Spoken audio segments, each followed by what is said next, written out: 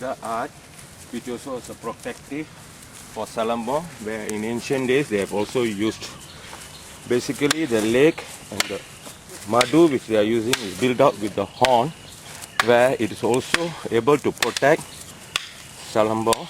That you looked out your window and the master was in front of your house? Yes. That's why that 14 February I was asleep. So he came early morning about 8 o'clock. So I opened the door, he knocked the door, I opened the door. I just stunned and then seeing him playing the demonstration, doing demonstration in front of me. And the basic things, the movement is also applied from Silambam. Only a Silambam student is able to play with his horn or madu with professional way. The movement has got to do.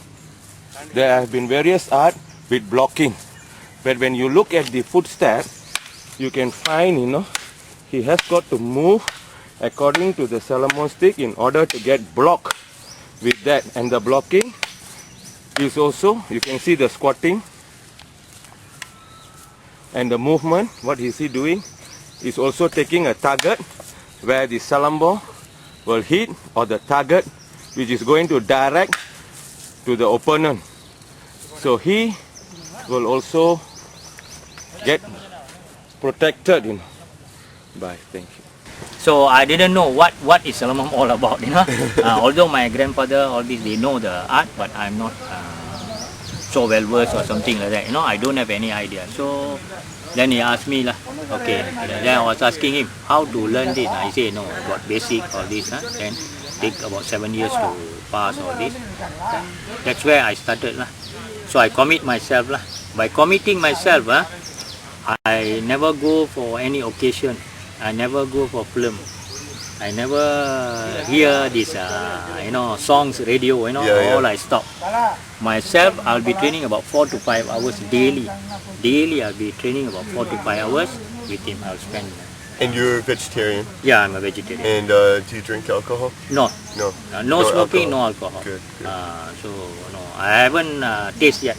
I have never started. During my young days also, I never do that. Normally, I don't go for alcohol or smoking. So all the while, it's a learning. 4 to 5 hours of training. And my with the master for 5 hours. Then another 3 or 2 hours is Practice. my own training. My own training. Because I really interested, the way he twirled the stick, all this. So I was just interested. So I stayed with him about 15 years. I was with him. And then in the age 12, 1986, he passed away. 12 August 1986. So during the days after learning all this, the word he says, make more friends. Don't make enemy. Don't create enemy. Make more friends. That is the word. And then he says, another word is, you have no right to hit somebody, any human. These are the words that he really gave me. Till today, I just preserve the art.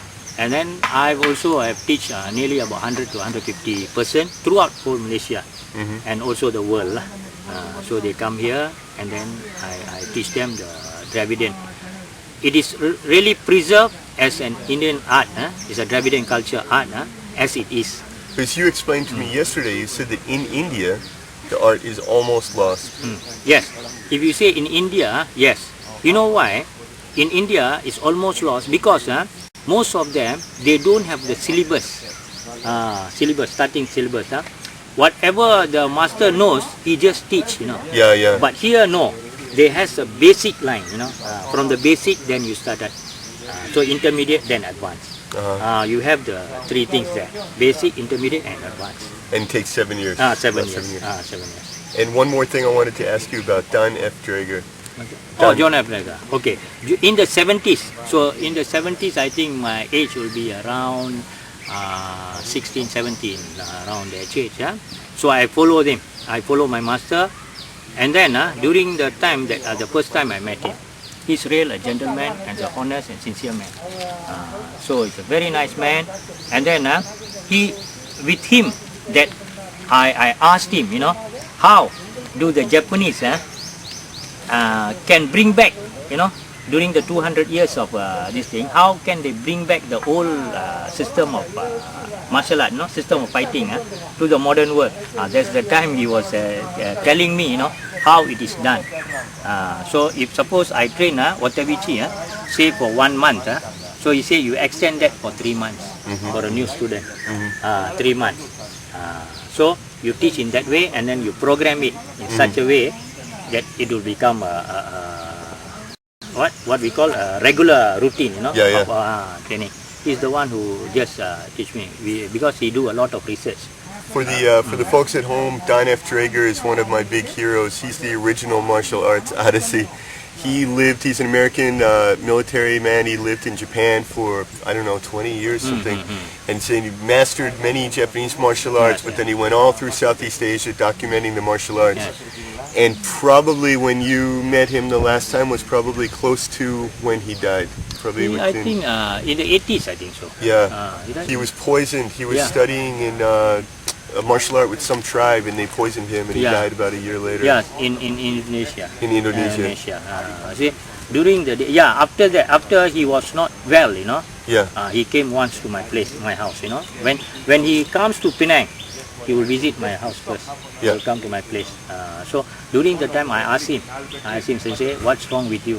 He said, no, just sick, just like that. I'm not feeling well. But I don't know the whole truth. After his death, so some of his students, all this, when I met, that's the time they told me that this is what happened. If they too would have tell earlier, maybe there's medicine for it or something like that.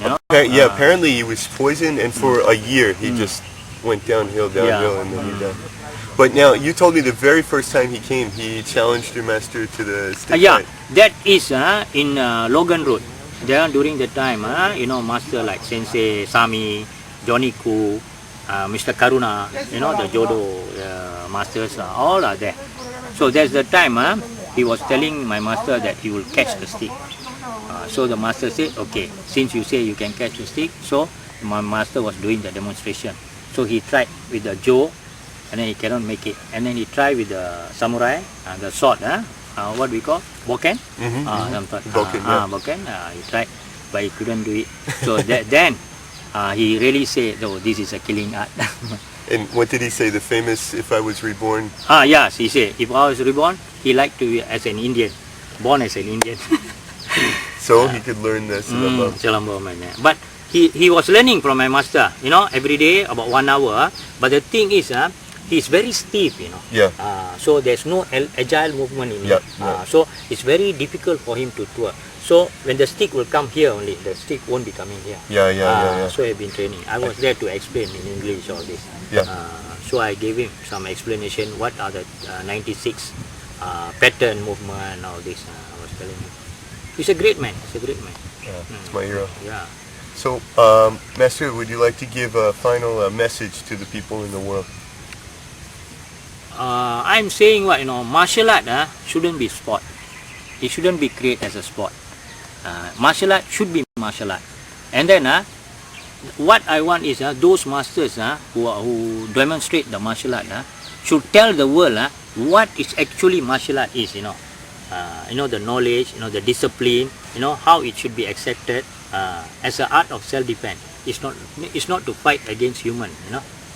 So it is always a misconception of martial art. That's why people, when you say martial art, it is about fighting. Everybody talking about fighting. It's not about fighting. It's more on spiritual and meditation, all this. It is between God and you. Martial art is a nature. Those who love nature, you can learn martial art very easily. That's what I like to say. So the martial art should be world peacekeeping art. It shouldn't be fight. You see, if we say two cockerel to fight, we say it is illegal.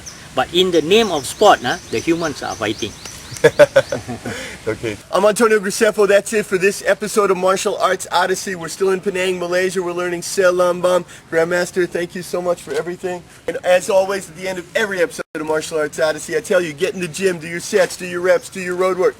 But please, say a prayer for the people of Burma.